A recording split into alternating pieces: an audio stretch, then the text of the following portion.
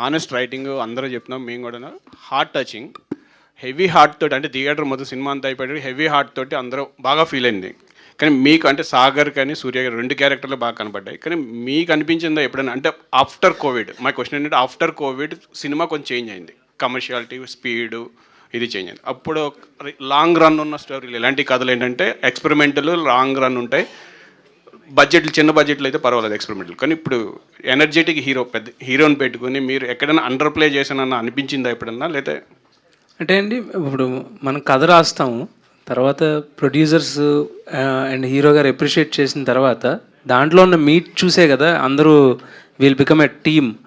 So team అందరూ ఒక line of thought ప్రాసెస్లో ఉన్నాం. ఐ థింక్ అండి, టు బీ హానెస్ట్, చూసిన ప్రతి చోట ఇప్పుడు వైజాగ్ మా ఊరు ఎంతమంది ప్రైజెస్ ఉన్నాయంటే అవి టూ ఓవర్వెల్మింగ్ అనమాట. చెప్పుకుంటే మనకు గర్వం ఎక్కువైపోతుంది, అంతలా ఉన్నాయి.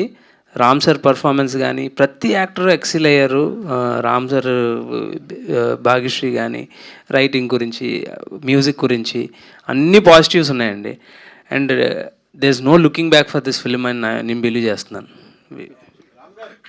కానీ యాక్చువల్లీ భయపడ్డాడండి స్టార్టింగ్లో, చుట్టుపక్కల చాలామంది కన్ఫ్యూజ్ చేశారు అది చేయాలని. లైక్ ఐ సెడ్, అది 100% నేనే. వద్దు మహేష్, మనం ఏమన్నా మేము అదే తెద్దాం, ఎక్కడ అన్నెసరీ లో కెమెరా ఇక్కడ నుంచి ఇక్కడ దాకా పెట్టాలంటే ఆలోచిద్దాం ఒకసారి, లో యాంగిల్స్ కూడా ఈ సినిమాకి.